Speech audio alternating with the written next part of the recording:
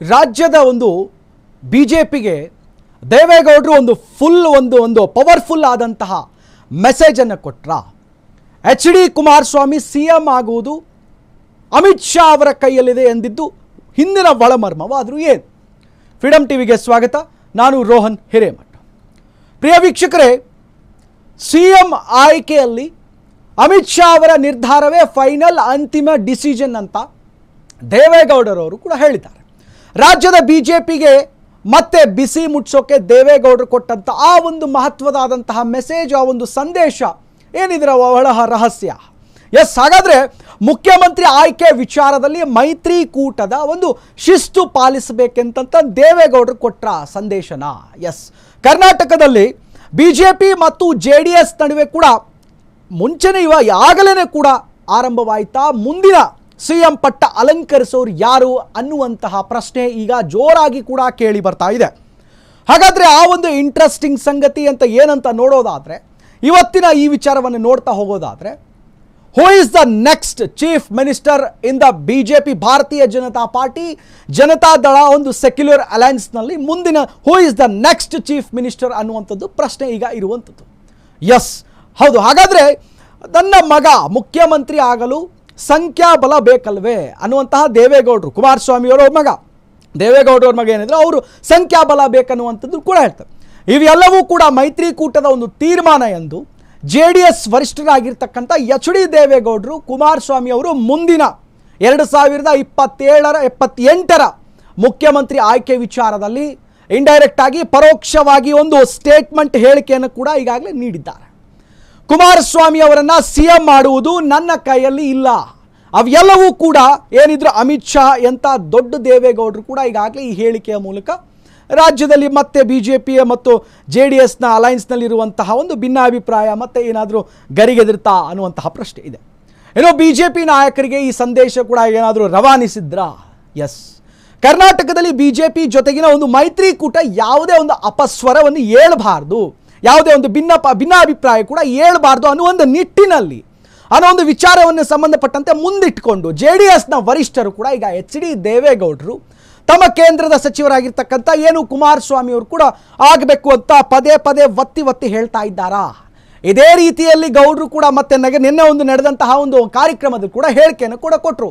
ದೇವೇಗೌಡರು ಆ ಒಂದು ಹೇಳಿಕೆಯಲ್ಲಿ ಕೇಂದ್ರದ ಬಿಜೆಪಿ ನಾಯಕರನ್ನ ಒಂದು ಉದ್ದೇಶಕ್ಕೋಸ್ಕರ ಹೇಳದಾಗಿತ್ತ, ಅವರನ್ನು ಇಟ್ಕೊಂಡು ಈ ಮುಂದಿನ 2028ಕ್ಕೆ ಕುಮಾರಸ್ವಾಮಿ ಅವರು ಮುಖ್ಯಮಂತ್ರಿ ಮಾಡಿ ಅಂತ ಪರೋಕ್ಷವಾಗಿ ಹೇಳಿಕೆ ಕೊಟ್ರ. ನನ್ನ ಮಗ ಕುಮಾರಸ್ವಾಮಿ ಮತ್ತೆ ಮುಖ್ಯಮಂತ್ರಿ ಆಗುವುದು ಬಿಡುವುದು ಇವೆಲ್ಲವೂ ಕೂಡ ನನ್ನ ಕೈಯಲ್ಲಿ ಇಲ್ಲ, ಅದೇನಿದ್ದರೂ ಕೂಡ ನರೇಂದ್ರ ಮೋದಿ ಮತ್ತು ಅಮಿತ್ ಶಾ ಅವರ ಕೈಯಲ್ಲಿದೆ ಅಂತ ಈಗಾಗಲೇ ಹೇಳಿಕೆಯನ್ನು ಕೊಟ್ಟಿದ್ದಂತಹ ದೇವೇಗೌಡರು ಇವು ಕೆಲವೊಂದಿಷ್ಟು ರಾಜ್ಯದ ರಾಜಕಾರಣದಲ್ಲಿ ನಮ್ಮ ಪೊಲಿಟಿಕಲ್ ನೋಡೋದಾದ್ರೆ, ಪೊಲಿಟಿಕಲ್ ಆ್ಯಂಗಲ್ನಲ್ಲಿ ಗಮನಿಸೋದಾದ್ರೆ ನಾನಾ ರೀತಿಯ ಒಂದು ದಿಕ್ಕು ತೋರಿಸುತ್ತೆ ಮತ್ತು ನಾನಾ ರೀತಿಯಾಗಿ ಕೂಡ ಒಂದು ಅರ್ಥೈಸುತ್ತೆ, ನಾನಾ ರೀತಿಯಾಗಿ ಒಂದು ವ್ಯಾಖ್ಯಾನವನ್ನು ಕೊಡುತ್ತೆ.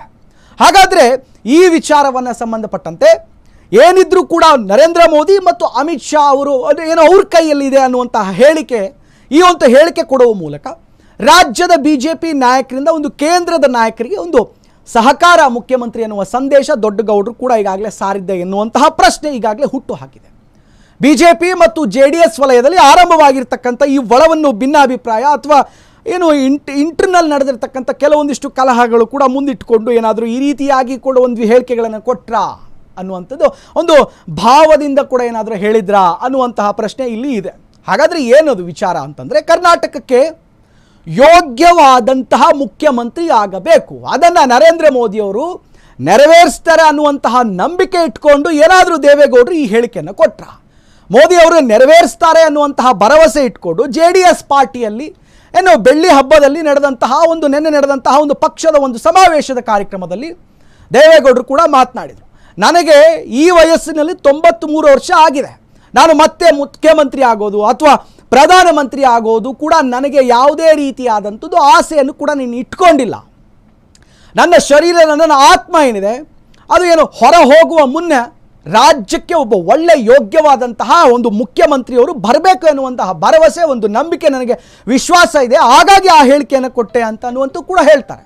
ಸರ್ಕಾರವನ್ನು ಕೂಡ ಈಗ ಈ ಮುಂದಿನ 2028ರಲ್ಲಿ ಯೋಗ್ಯರು ಕೂಡ ಮುನ್ನಡೆಸಬೇಕೆನ್ನುವಂತಹ ಆಸೆ ಏನಿದೆ ದೇವೇಗೌಡರು ಪ್ರಧಾನಿ ನರೇಂದ್ರ ಮೋದಿ ಮತ್ತು ಕೇಂದ್ರದ ಸಚಿವರಾಗಿರ್ತಕ್ಕಂಥ ಅಮಿತ್ ಶಾ ಅವರು ಕೂಡ ಈಗಾಗಲೇ ನೆರವೇರಿಸ್ತಾರೆ ಅನ್ನುವಂಥ ಏನು ದೇವೇಗೌಡರು ಕೂಡ ಈಗಾಗಲೇ ಒಂದು ವಿಶ್ವಾಸವನ್ನ ನಿನ್ನೆ ನಡೆದಂಥ ಸಮಾವೇಶದಲ್ಲಿ ಕೂಡ ವ್ಯಕ್ತಪಡಿಸಿದರು. ಒಟ್ಟಾರೆ ಇಲ್ಲೆಲ್ಲ ಗಮನಿಸೋದಾದರೆ ಇವೆಲ್ಲವೂ ಕೂಡ ಕುತೂಹಲಕ್ಕೆ ಕಾರಣವಾಗಿರುವಂತಹ ದೇವೇಗೌಡರ ಅವರ ಒಂದು ಹೇಳಿಕೆ ರಾಜ್ಯದಲ್ಲಿ ಬಿಜೆಪಿ ಮತ್ತು JDS ಮೈತ್ರಿ ಇರತಕ್ಕಂಥ ಕೂಡ ಈಗ ಮಾಡ್ಕೊಂಡಿರ್ತಕ್ಕಂಥ ಇವೆಲ್ಲವನ್ನು ಕೂಡ ಗಮನಿಸಿದಾಗ 2028ರ ವಿಧಾನಸಭಾ ಚುನಾವಣೆಯಲ್ಲಿ ಎದುರಿಸಬಹುದಾದಂತಹ ಈಗಾಗಲೇ ಎರಡೂ ಕಡೆ ಕೂಡ ನಾಯಕರು ಕೂಡ ಈಗಾಗಲೇ ಹೇಳ್ಕೊಂಡಿದ್ದಾರೆ. JDS ಜೊತೆ ಹೊಂದಾಣಿಕೆಗೆ ಮತ್ತು JDS ಜೊತೆ ಮತ್ತು JDS ಮತ್ತು ಬಿಜೆಪಿ ಕೆಲವು ನಾಯಕರಿಗೂ ಕೂಡ ಅಸಮಾಧಾನವಿದ್ರೂ ಕೂಡ ಈ ಹಿಂದೆ ಇದ್ದದ್ದು ನಿಜ.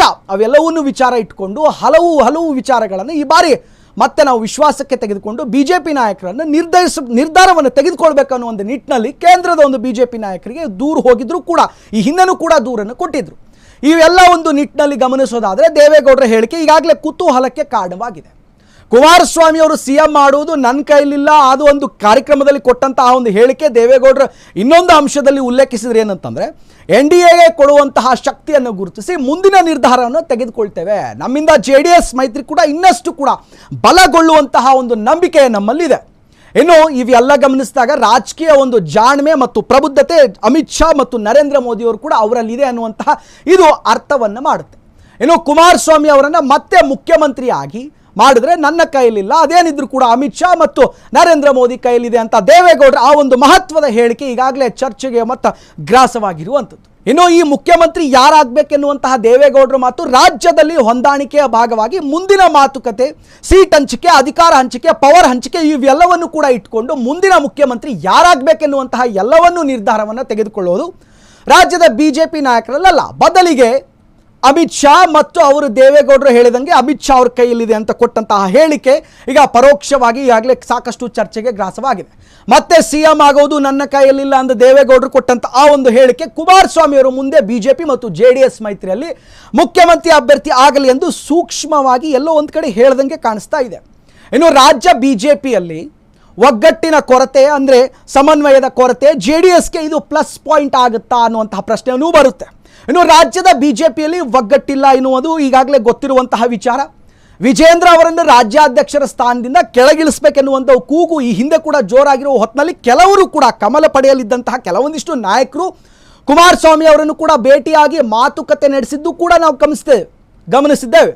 ಆದರೆ ಈ ಎಲ್ಲ ವಿಚಾರವನ್ನು ತಲೆಗೆ ಹಾಕ್ಕೊಳ್ಳದೆ ಕುಮಾರಸ್ವಾಮಿ ಅವರು ಕೂಡ ರಾಜ್ಯದ ಮುಂದಿನ 2028ರ ಮುಖ್ಯಮಂತ್ರಿ ಆಯ್ಕೆಗಾಗಿ ಈಗ ಪರೋಕ್ಷವಾಗಿ ಕೊಟ್ಟಿರ್ತಕ್ಕಂಥ ದೇವೇಗೌಡರ ಈ ಒಂದು ಹೇಳಿಕೆ ಬಿಜೆಪಿಯಲ್ಲಿ ಒಡಕು ಮತ್ತು ದಳಪತಿಗಳಿಗೆ ಪ್ಲಸ್ ಪಾಯಿಂಟ್ ಆಗುವ ಸಾಧ್ಯತೆ ಇದೆ ಅನ್ನೋದರಲ್ಲಿ ಅನುಮಾನವೇ ಇಲ್ಲ.